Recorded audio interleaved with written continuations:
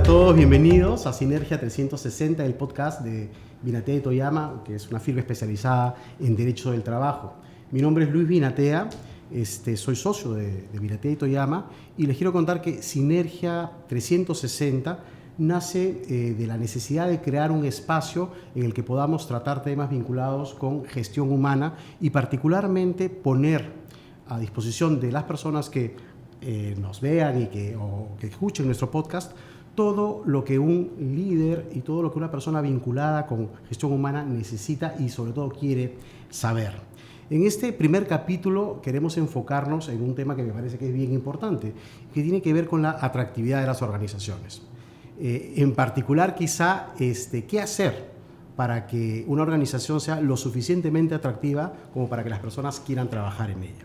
Y nada mejor que compartir este primer podcast, esta primera edición de nuestro podcast con Ana María Guins, que es gerente general de Great Place to Work y que tiene amplísima experiencia evaluando estos temas, de manera que es un placer y un privilegio tenerte aquí con nosotros y darte la bienvenida. Muchas gracias, Lucho. La verdad que aprecio mucho tu invitación y ojalá pueda estar a la altura de las cosas que quieren escuchar. No, seguro que ¿no? sí, seguro que sí. La verdad que nosotros, particularmente mi equipo y yo, estamos hace 18 años manejando este tema en el Perú. Y claro, cuando el fundador de esto fue el señor Robert Levering, fundó el instituto en el año 91, si no me equivoco, y fue un pionero, de alguna manera, en tocar estos temas y en predecir que esto iba a ser los temas del futuro, en realidad, ¿no? Y ahora es lo que vemos permanentemente en las organizaciones, temas soft que de alguna manera están arrimando a un lado todo el tema de negocio, ¿no? Pero en realidad van de la mano ambos. Y eso es un poco lo que qué bueno que hayas utilizado el término, porque muchas personas piensan que algunas habilidades soft no son tan relevantes como otras que normalmente están vinculadas con el núcleo duro de una organización. Pero yo soy de los que está convencido de que esas habilidades soft en verdad son centrales, son más hard de lo que uno se podría imaginar. Y respecto de esto, y dada la experiencia que tienes tú y sobre todo la vinculación con tantas empresas que han sido evaluadas por Great Place to Work, quería preguntarte cuál es, en tu opinión, el dato o aquello que tienen en común las empresas, las mejores empresas que están, por ejemplo, ubicadas en nuestro país. Bueno, de hecho, lo que tienen en común es elevados niveles de confianza, ¿no? Y la confianza es una palabra muy utilizada en el día a día, en conversaciones coloquiales y todo, pero implica muchísimo. Y cuando se habla de lugares de trabajo o de culturas organizacionales, de lo que se trata es que las personas tengan confianza en sus líderes y viceversa, que tengas confianza en las personas que trabajan contigo, que te apoyan a sacar adelante tu organización, ¿no? ¿Y cómo generas confianza? Cuando tú generas momentos de credibilidad en la organización, cuando tú generas momentos de respeto hacia las personas que trabajan contigo, y me refiero a respeto desde tres puntos de vista, por ejemplo, ¿no? Yo respeto a la persona como profesional, es decir, yo empresa o yo líder respeto a las personas que trabajan conmigo como profesionales y les doy oportunidades de participar, de involucrarse en los negocios, en las tomas de decisiones. Asimismo, posibilidades de crecer, de hacer línea de carrera, de ofrecerles o plantearles retos interesantes, porque las personas nos cansamos de hacer un trabajo como rutinario, ¿no? Entonces se te tienen que presentar retos y para salir adelante. Entonces el otro respeto que las personas esperan encontrar en una organización es que respeten y valoren las ideas y sugerencias que las personas tienen. Las mejores ejemplos de productos y servicios que han salido en el mundo y que hoy existen normalmente han nacido de la base de la pirámide de las organizaciones. Lo que pasa es que normalmente no se les ha dado un espacio para escuchar a esas personas. Y finalmente que me respeten a mí como colaborador y como ser humano, que no me vean como una ficha que vengo, marco tarjeta, trabajo 9, 10 horas diarias y me voy a mi casa, ¿no? Sino soy una persona, siento, pienso, tengo familia y mi vida no es 100% trabajo, ¿no? Claro, no, o sea, fundamentalmente se trata de revalorar el papel de la persona en la organización. Claro. Yo tenía una pregunta que era la final, pero a propósito de la idea de confianza y de ideas y sugerencias que pueden surgir de la base del equipo que trabaja en una organización, me surge la pregunta, o en todo caso invitarte a hacer una reflexión de cuál es el grado de relación que existe entre confianza e innovación. Si tú detectas que el dato común entre las empresas, digamos, más importantes en un país, a partir de las encuestas, es la confianza, por algo son las mejores. Entonces, quería invitarte a hacer esa reflexión, ¿no? Es decir, ¿hay en la innovación una base, un componente importante derivado de la confianza?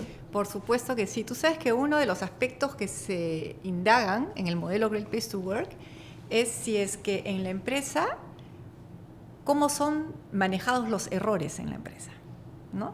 Normalmente, en el estilo tradicional de gestión de personas, cuando alguien cometía un error, te venían con palo. O sea, y sobre todo en los mandos medios, se sancionaba el error. Se sancionaba, la próxima vez que te equivoques te suspendo, o 3 días suspendido, a tu casa, sin sueldo. Entonces, cuando las líderes y las empresas no han establecido una manera de cómo tratar y cómo aprender de los errores, la gente tiene temor y por lo tanto no propone cambios, no propone cosas, porque saben que le van a dar con palo. Entonces, y además, por un lado eso, y entonces, ¿cómo innovas? Claro, o sea, sigues haciendo lo mismo todos los días. Oye, se me ha ocurrido hacer esto de esta otra forma, pero si no me dan el espacio y no me escuchan y me dicen tienes que hacerlo así, no hay forma. Entonces no hay forma de innovar. Entonces, la mejor forma de ser innovador y de proponer nuevas maneras y cosas o productos y servicios es aprendiendo de tus errores. Y estas nuevas esquemas de trabajos ágiles que hoy se encuentran mucho en las organizaciones, y es una característica también de las mejores empresas para trabajar, es que justamente experimentan y aprenden de sus errores hasta llegar al final, al producto o servicio final que quieren. Sí, ¿no? Fíjate que hace poco leía un artículo justamente sobre transformación digital y transformación empresarial, al final de cuentas, y el punto clave de toda la reflexión que hacían en ese artículo tiene que ver con lo que acabas de decir, ¿no? La actitud de la empresa frente al error. Es más, decían, hay que invitar a que se equivoquen, claro, porque eso finalmente forma parte de del proceso de experimentar. Claro, ¿no? claro. Hay un caso de una empresa americana, que es una empresa de investigación de biotecnología, en donde recuerdo que estaba en una conferencia escuchando a este CEO hablar, que le encargaron a una persona un proyecto, pues estos de medicina, eran como 3, 4 millones de dólares el proyecto de ese periodo. Y quien lideraba el proyecto se equivocó. Y cometieron un error y el tema se fue al bombo y fue una plata que perdieron inmensa, ¿no? Entonces, lo que sucedió es que se presentó la oportunidad de hacer un nuevo proyecto y se lo volvieron a dar al mismo equipo. Claro. Porque confiaban en el equipo y errores se cometen. Y había experiencia acumulada, ¿no? Así es, ¿no? Es justamente donde mejor y más aprendes desde tus propios errores. Claro, en la medida que tengas un jefe que lo entienda así, ¿no? Son frases que uno utiliza casi coloquialmente, pero es increíble cuánta sabiduría uno puede encontrar detrás de ella, ¿no? A ver, yo estaba pensando, que era un poco la pregunta que te quería hacer, sobre todo por la coyuntura que vivimos, la situación que vive nuestro país, en donde hay muchísima preocupación social, ¿no? O sea, la relación que tiene que existir y el rol que debe tener una empresa respecto de la sociedad, hoy día es un asunto que está puesto sobre el tapete. Totalmente. Y en donde creo que hay mucho por hacer. En tu opinión, aquellas empresas que tienen la condición de empresas relevantes, que están, digamos, asumiendo un papel importante dentro de un ranking, si tú quieres, ¿qué tipo de prácticas tienen que son susceptibles de compartir? ¿Qué cosas has advertido tú que tienen valioso y que se pueden proyectar hacia la sociedad y mejorarla, pues transformarla, ¿no? De hecho, son empresas que tienen clarísimo que su rol con la sociedad empieza por casa, ¿ya? Entonces, empieza por tratar bien a la gente que trabaja con ellos, por darles un trabajo decente, por cumplir con ellos toda la parte legal y laboral que existe, pero al mismo tiempo van más allá. Son empresas que de alguna manera han adoptado el modelo Gift Work de Great Place to Work, en donde lo que buscan es que las personas den lo mejor de sí. Pero ese dar lo mejor o dar el extra mile implica que la empresa también tiene que reconocer ese aporte cuando amerite reconocerlo. Entonces, ¿Por qué es importante empezar por casa?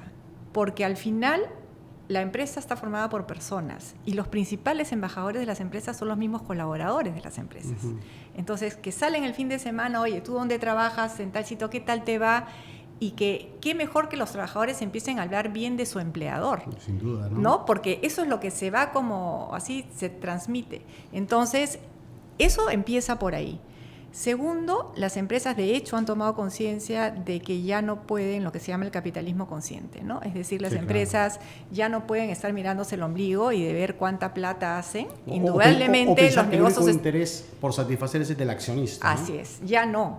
Entonces, hoy en día es muy importante la labor que realizan y el impacto que tienen en la comunidad cercana, pero al mismo tiempo, ¿qué más pueden hacer? Entonces, lo que están haciendo las empresas es bien interesante.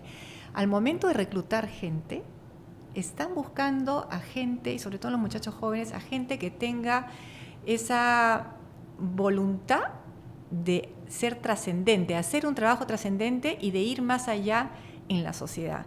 Entonces, son empresas que en algunos casos están, imagínate, como dando puntos a aquellas personas que realizan trabajos voluntarios, que se ofrecen voluntariamente. Por ejemplo, había una empresa, no me acuerdo el nombre, pero había una empresa bien interesante que identificaron cuáles eran las fortalezas o competencias y habilidades distintas al trabajo de cada grupo. Entonces, por ejemplo, había un grupito que era súper bueno en matemáticas. Entonces decidieron a ese grupito a qué comunidad vas a ir y dictar horas, o sea, hacían asociaciones con colegios en dar clases de matemáticas. O de repente un grupo que era súper bueno tocando música. Entonces, ¿por qué no ir y trabajar con niños y empezar? Entonces, es una forma de ir llegando a la comunidad.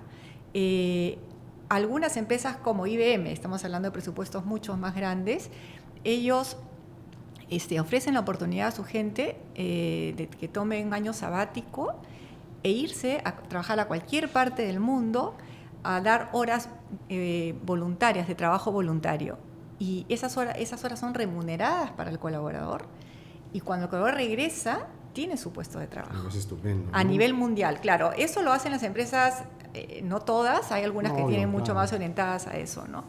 Y lo otro que es muy interesante también es que los que manejan los fondos de inversión a nivel mundial ya no se fijan solamente en resultados económicos, están viendo qué tan socialmente responsables son las empresas y hablemos del tema de compliance y toda esa nota, ¿no? Entonces, están viendo otros aspectos que antes era impensable. Genera, ¿no? Así es, que era impensable. Sí, y a propósito de la trascendencia, yo creo que efectivamente una de las maneras de verla o de medirla quizás es a partir de este tipo de actividades, digamos, extra empresariales, aunque ya vemos que no son tan extra empresariales, pero digamos que no son la actividad propia de la compañía o de la organización. Pero también es posible encontrar esa vocación por trascender en el trabajo diario, en el día a día, en el servicio que prestas, en el producto que finalmente fabricas. Sí, de todas maneras, por eso es que hoy también se habla mucho de propósito de trabajo, ¿no? El propósito es ¿para qué hago lo que hago y qué beneficio trae al otro? El otro puede ser tu cliente, puede ser la familia de las personas a quienes te diriges, puede ser la comunidad donde trabajas o de repente más allá. Entonces, tienes propósitos bien interesantes y bien inspiradores. Uno de los temas, y uno de los temas en la primera pregunta, ¿no?, que me hacías, ¿qué cosa es lo que caracteriza a estas mejores empresas para trabajar? Son empresas que tienen líderes que inspiran. Que la gente, la gente está totalmente motivada y quiere dar más y sabe que con su trabajo está contribuyendo al bienestar de las personas o de una comunidad, de una región, ¿no? Y eso es notable. Muy interesante. Y esta es una pregunta así ya que derivada de lo que me acabas de comentar, ahora que mencionabas tú de la capacidad de inspirar. ¿Tú has visto ejemplos o te has enfrentado a circunstancias en las cuales te has encontrado con líderes que tienen maneras particulares de transmitirle eso a todo su equipo, a todas las personas que están en la organización? Sí. ¿Puedo dar ejemplos? Sí, claro, por supuesto. Bueno, uno de los hijitos de Great Place to Work, somos varios los hijos que tenemos, pero me refiero a hijos porque hemos aprendido mucho de las empresas. Cuando muchísimo de muchas empresas, ¿no? Una de ellas es la famosa Liderman. Ya, bueno, claro. ¿No? Liderman, cuando tú escuchas las historias del fundador de Liderman, son impresionantes. Cómo empezaron con un cuartito, 2 personas y poco a poco fueron creyendo. Pero él tuvo una misión y tuvo un propósito de negocio en realidad, que fue, si lo que yo ofrezco es un guardias de seguridad para empresas clientes, yo lo primero que tengo que ver es conocer cómo es que las personas, los guardias de seguridad que trabajan en mi compañía, cuál es su estilo de vida, cómo viven. Entonces él empezó a indagar estos temas y se encontró con realidades a veces un poquito claro, difíciles, ¿no? Entonces dijo, a ver, ¿qué puedo hacer yo como empresa y en el trabajo que hago? Entonces generaron unos programas fantásticos en donde articulaban a varios jugadores. Entonces, una empresa que era cliente, que fabricaba, por ejemplo, sanitarios, lo amarró con otra empresa y así lograron entregar créditos a estos trabajadores para que hicieran el programa Mi Baño.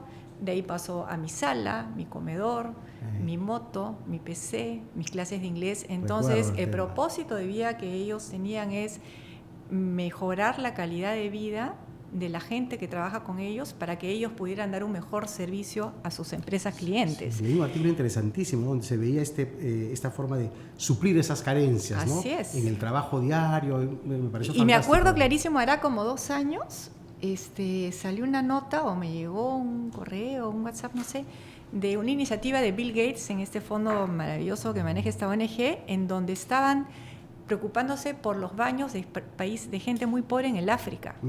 Y cuando yo leí esto, automáticamente le pongo un WhatsApp a Javier, le digo, Javier, mira, acá tú tienes que salir a decir que esto tú lo vienes haciendo hace 20 años, le dije, ¿no? O sea, ese es un ejemplo increíble. Después otras empresas del grupo Intercorp, ¿qué te puedo decir? Sí, bueno.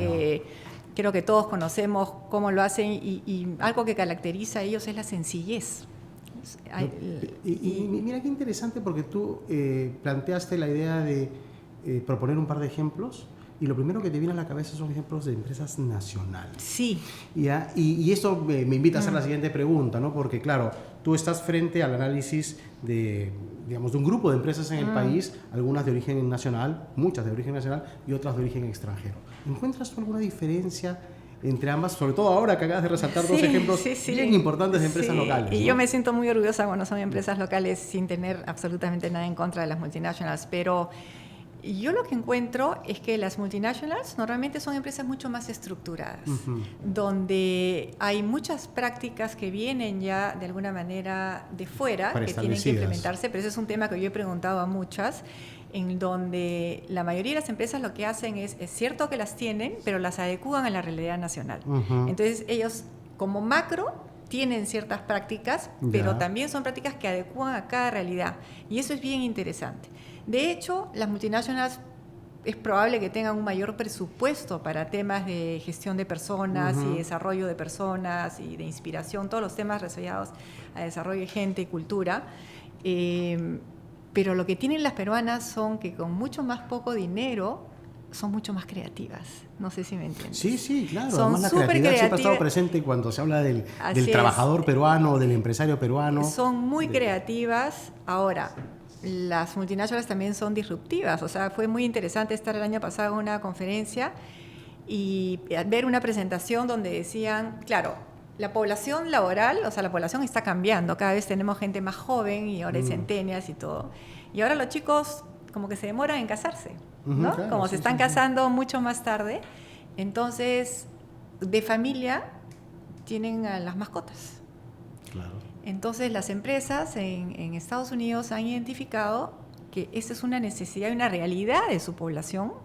Por lo tanto, para esa persona, el perro, el gato, el hámster es como su pareja. Entonces, están ofreciendo beneficios relacionados a las mascotas. Mira, seguro para mascotas, días libres si es que la mascota se accidenta, lo que fuere, o hay que operarla, vacunas, si la mascota muere también tienen momentos libres. O sea, hay todo un desarrollo de prácticas y beneficios orientados a las mascotas, porque gran parte de la gente. Y acá en el Perú hay una empresa, y es de Grupo Intercorp, no me acuerdo el nombre, pero prefiero no darlo si no me acuerdo el nombre, pero es muy interesante. Lo que han hecho es todo un tema y que es muy, muy en boga también, adoptar animalitos. Ya. Entonces, una vez al mes llevan a 1 o 2 perritos a la oficina, chusquitos, que los han curado, están sanos y circulan. Y en ese mes, por ejemplo, alguien se acariñó con ese perrito, se lo lleva a su casa y ya se queda con él. Entonces, es como una especie de promoción de adopción. De adopción, ¿no? Ya. Entonces, son este tema de beneficios únicos y especiales que para la gente son sumamente importantes. Sí, pues claro, porque al final, mira, las empresas normalmente ponen mucha atención al cliente y hacen esfuerzos enormes e invierten mucho dinero en determinar cuáles son sus necesidades. Así es. Ese proceso no tiene por qué estar separado del que, por ejemplo, uno tiene que tener con el equipo de personas que trabaja para sí mismo, ¿no? Totalmente. O sea, si yo satisfago las necesidades de mi equipo, es mucho más probable que ese equipo encuentre la manera de satisfacer las necesidades de los clientes. De manera que es un círculo virtuoso, ¿no? Mira, totalmente. O sea, personas que por ahí su mamá lo han operado o al papá lo han operado. O sea, tú no tienes cabeza para estar en la oficina. Claro. Y sobre una operación al corazón, por ejemplo, Sí, ¿no? sí. Entonces, la persona obviamente se va a estar con la familia. Y cuando la persona ya puede regresar a la empresa, mira, entrega no el 150, el 250. Y nunca se va a olvidar de el respeto que tú mostraste por ese momento que pasaba ella. Entonces, la retribución viene de manera natural, con creces, y al final la empresa es la que gana. Mira, ¿no? a mí me resulta bien, ¿qué término puedo utilizar? No solamente agradable y encantador conversar contigo, sino encuentro como una especie de fluidez, porque cada idea que planteas me invita a hacerte una pregunta que ya tenía más o menos planificada. Así que la última que te quiero hacer tiene que ver con la inversión que tiene que hacer una empresa en las personas, en los trabajadores. Y claro que normalmente se dirige hacia la capacitación, al desarrollo mismo de la persona dentro de la organización, su línea de carrera, etc. Pero una de las preguntas que normalmente surgen y que tienen que ser respondidas porque debe confirmar que esto es una buena apuesta, capacitar, desarrollar, es el retorno. ¿Qué se gana con eso? Mira, uno de los grandes... no problemas, pero sí trabas que uno se encuentra en el camino con temas como Great Place to Work o temas de cultura, de gente en las organizaciones, es hacerles ver a la dirección de la empresa lo importante que es para el éxito de los negocios, ¿no? Y la mejor forma de hacerlo es enseñándoselo con números. Es decir, mira, tú invertiste en tu gente y mira cómo esto te retribuye. Entonces, para eso... si nosotros hacemos un análisis comparativo de los resultados de clima, ¿no? Y de las distintas dimensiones que evaluamos y qué sé yo, con los resultados del negocio, porque cada empresa tiene indicadores de gestión.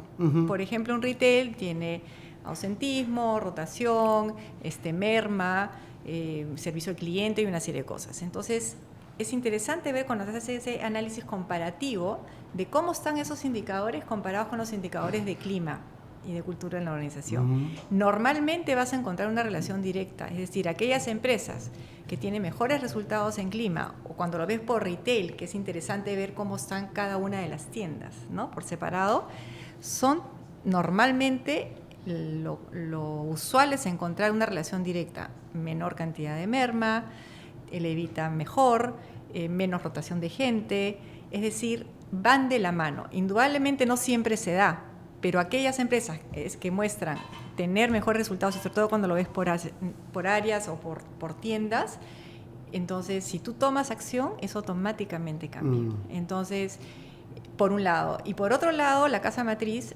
encarga un estudio el Russell Investment Group, en donde ellos analizan los resultados de las empresas que cotizan en la bolsa de Nueva York, Standard & Poor's y el Russell Investment, las 1.000 y las 3.000 empresas, y comparan con los retornos de las 100 mejores empresas que están publicadas en Fortune, que son las de Great Place to Work, y el retorno de la inversión es 2 y 3 veces más que retornos de las 500 empresas de Standard & Poor's o las 1.000 o las 3.000 del índice Russell. Y eso lo hace el Russell Investment, no lo hace Great Place to Work. Claro. Entonces, por ahí me han preguntado cuál es el huevo y la gallina, ¿no? O sea, ¿qué es primero? Que primero creces, pero está muy demostrado y hay muchos estudios en donde dicen que elevados niveles de confianza, de respeto hacia la gente y todo esto en un ambiente de equidad y de transparencia y de imparcialidad, al final genera retornos positivos para la empresa. Claro, ¿no? claro. O sea, ese esfuerzo y esa inversión se traduce en un alto retorno, pero probablemente el clima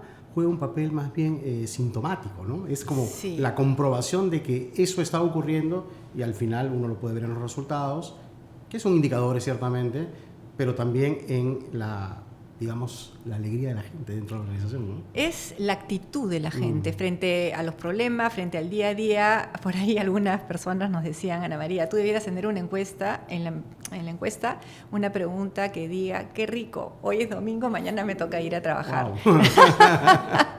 Así como cuando uno tenía que ir al colegio, ¿no? Pero cuando, pero cuando el trabajo te apasiona, a veces sí te pasa eso. Cuando te apasiona es eso, y de hecho yo invitaría a las empresas a tratar de medir todo lo que hacen. Y ahora con los sistemas la cosa se facilita mucho más. Entonces, cuando tú vas midiendo, y eso es algo que hacen mucho las empresas también, vas midiendo, entonces hacen un evento, automáticamente tienes, te gustó, no te gustó, qué mejorarías, qué no mejorarías. Entonces, escuchas, la próxima lo tomas en cuenta y lo vas cambiando. Entonces, hay que medir. Y ahora creo que la tecnología nos ayuda mucho a sacar eso. Hacerlo, ¿no? Sobre todo porque hoy día puedes contar con gran cantidad de datos, ¿no? Claro.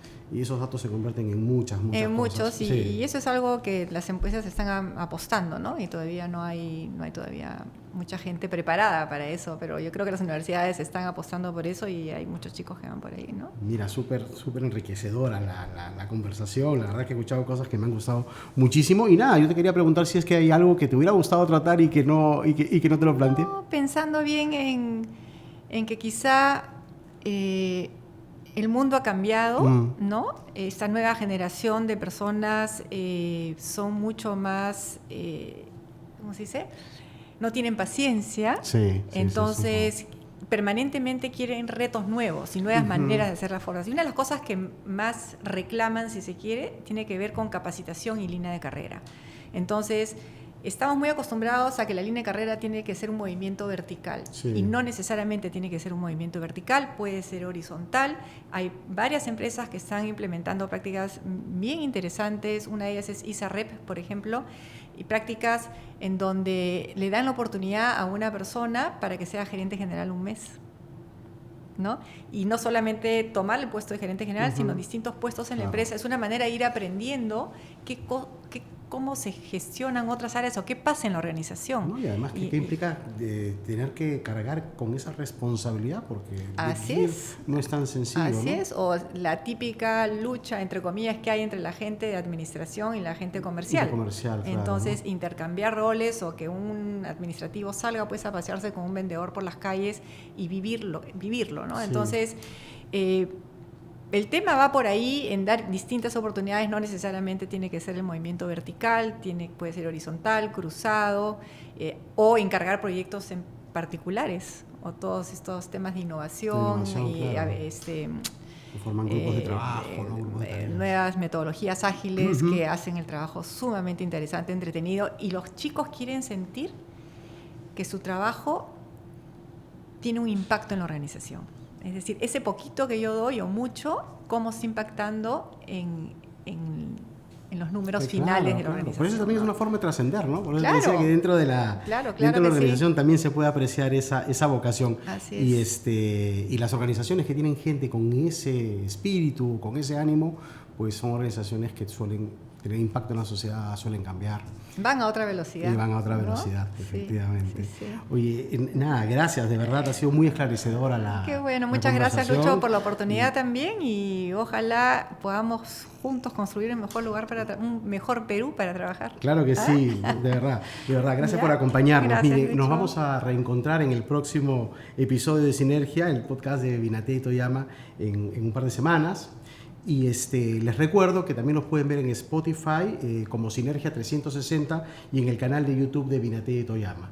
Muy buenas tardes, gracias a todos y gracias a ti en particular. Gracias, Lucho. Gracias por la oportunidad. Y encantadora entrevista. Gracias. Okay.